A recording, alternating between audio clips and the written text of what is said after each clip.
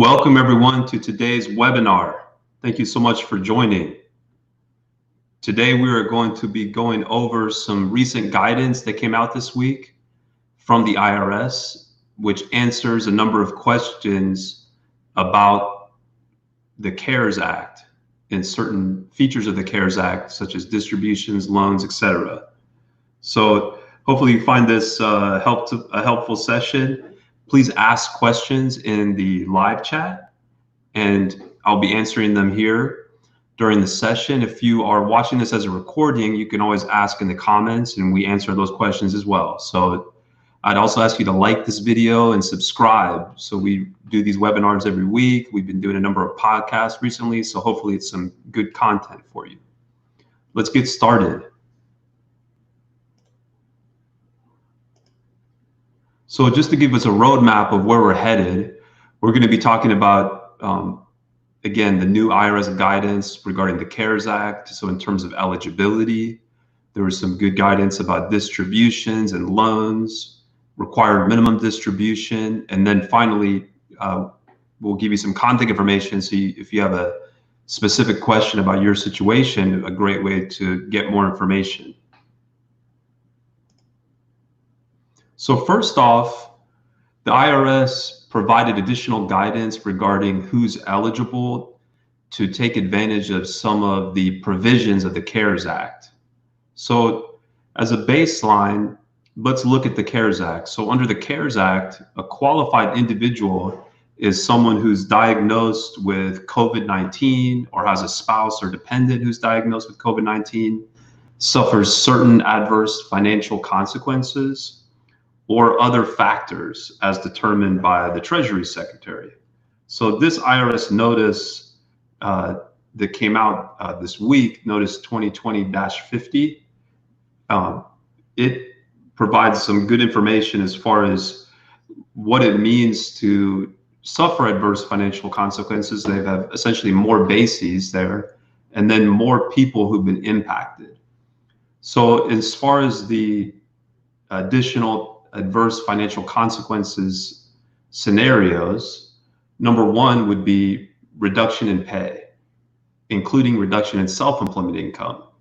And that could even be reduction in pay or self-employment income of a spouse or household member. And we'll talk about what a household member is in a second. Another adverse financial consequence that the notice identifies would be if a job offer has been rescinded or a start date for a job has been delayed.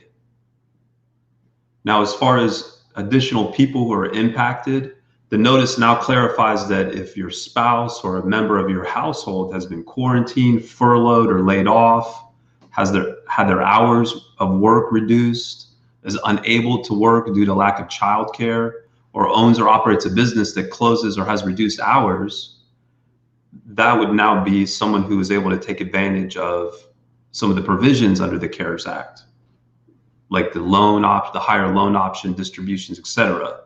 So under the act itself, all of these items, being quarantined, unable to work due to lack of childcare, etc., that applied to the individual. Now, what the notice has done is expanded and said, okay, well, if your spouse has also been quarantined or unable to work, etc., or a member of your household, now you will still be eligible under the act. Household member, what does that mean? So that's someone who shares the individual's principal residence.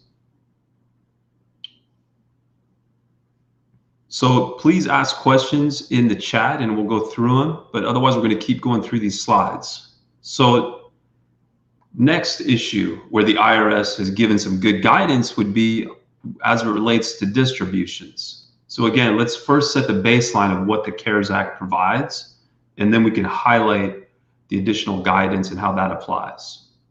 So under the CARES Act, a qualified individual may withdraw up to $100,000 in 2020, and that's not going to be subject to the 20% mandatory withholding. That's not subject to the 10% early distribution penalty, and the tax could be spread out over a 3-year period or even not taxed at all if the amount of the distribution is paid back to an eligible retirement account within 3 years and a day of the date of the distribution. So as far as the notice, And what that does, first of all, it says that the amount of the distribution does not need to relate to the amount of need. Like we talked about on the prior slide, eligibility, right? Let's say you've had self-employment income that's gone down by $10,000. That doesn't mean that the amount of the distribution that you can take is limited to $10,000. So the amount of the distribution is not required to correspond to the extent of the adverse financial consequences experienced by the qualified individual. Number two, certain distributions are not eligible. So what I'm going to highlight here, there's a number that's called out in the notice, but what's probably most relevant for this webinar would be number one, corrective distributions of excess contributions, or loans that are treated as deemed distributions. So a loan that goes into default. Now, if the loan, if it's really a loan offset that we're talking about, loan offset amounts are eligible. Loan offset would come up in a situation where a loan is current, and the only reason that it goes into default is that you lose your job, and so their employer is no longer able to take it out of your W-2 paycheck. So that can be treated as a loan offset. That would be an example of a loan offset. And loan offsets are still eligible, but a loan that's just treated as a deemed distribution, not eligible. And again, corrective distributions of excess contributions. So recontribution. So let's first review that again. So remember, under the CARES Act, what the CARES Act is saying is that if you take a distribution, you're eligible. You take a distribution of up to $100,000.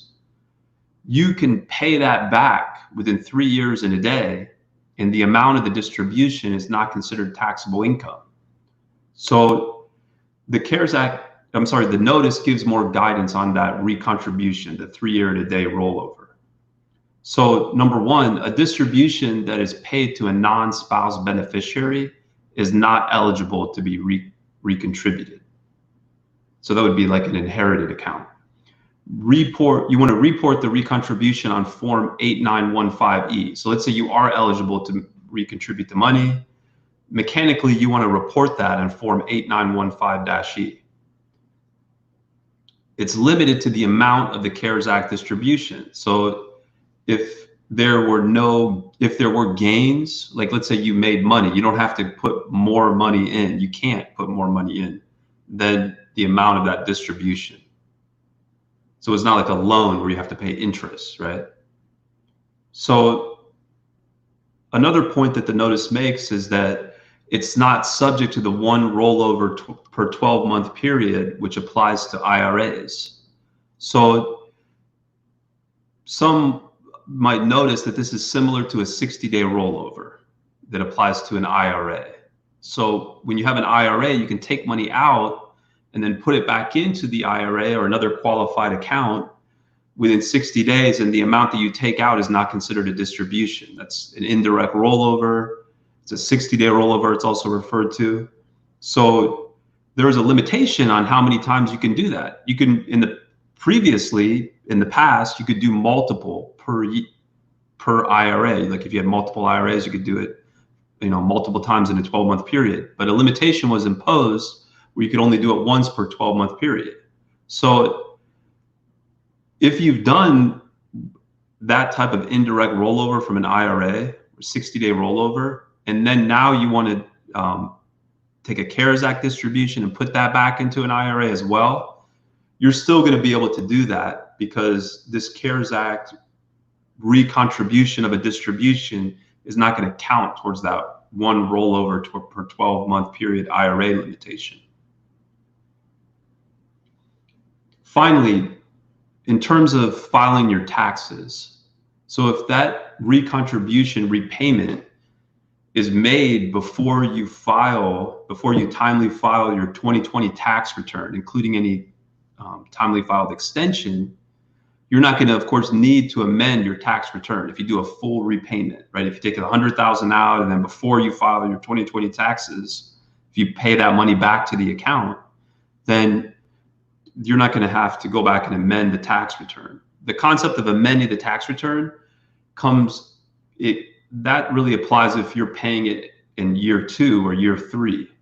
Because again, if you take that $100,000 distribution, you can spread it out over 3 years, but now you're going to pay 1/3 of the taxes, next year.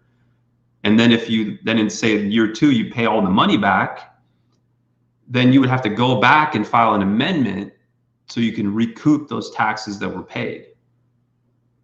But of course, if you're able to pay it back before you file your taxes, you're not going to have to worry about the amendment. So that's the point that we're trying to make there. So that's a lot of good content there. Please let me know if you have any questions. You can ask in of course, ask in the live chat, or if you're watching this as a recording, ask in the comments, or just contact us. So the next issue that the IRS has addressed is loans taken under the CARES Act. So under the CARES Act, a qualified individual may take a new loan on or before September 23rd, 2020, up to 100% of their account balance, not to exceed $100,000, or they could defer payments with respect to an existing loan. So if you have an outstanding loan, you could defer payments to 2021.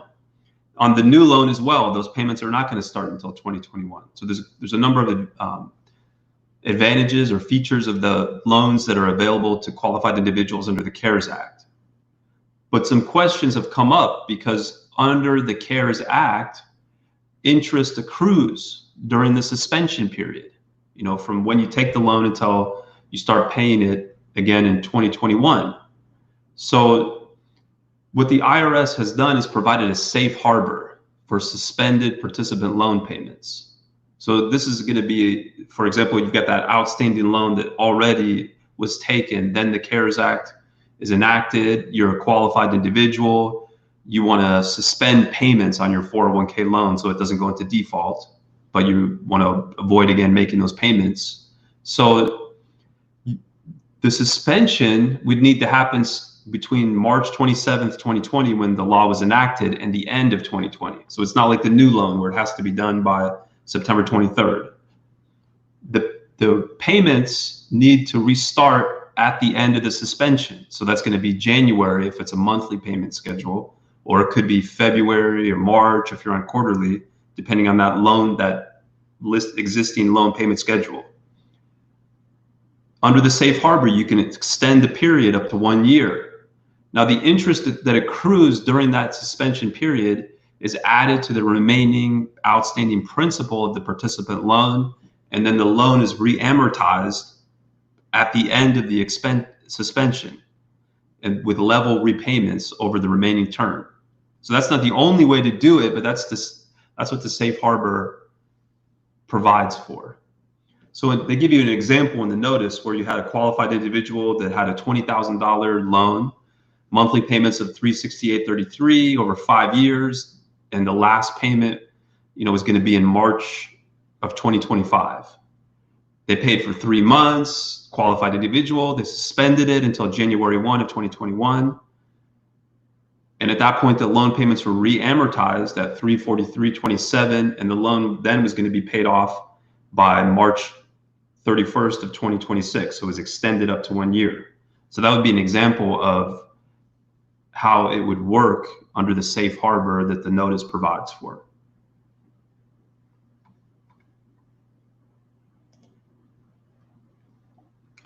Required minimum distributions. Another topic that was addressed in a different notice, actually notice 2020-51.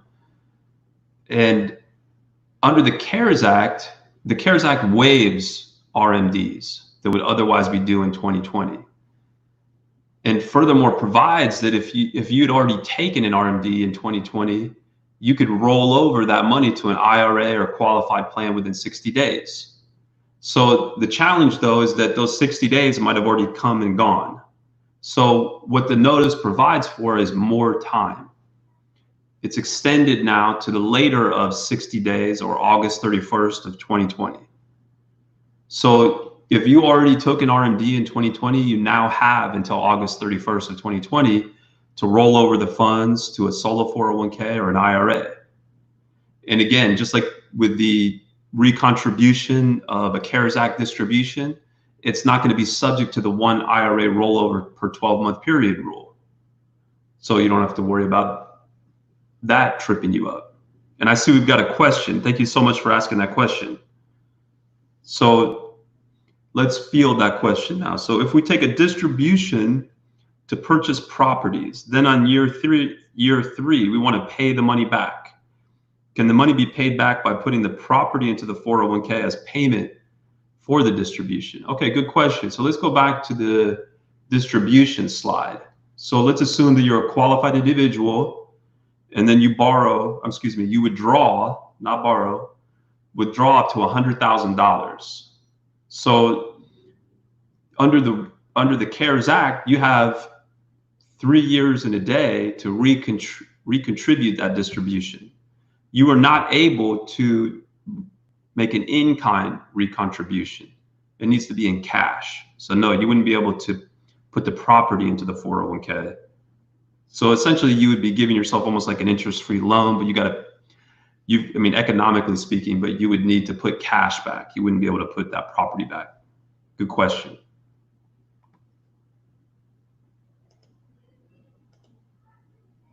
So thank you so much for asking those questions. Please don't hesitate to ask more.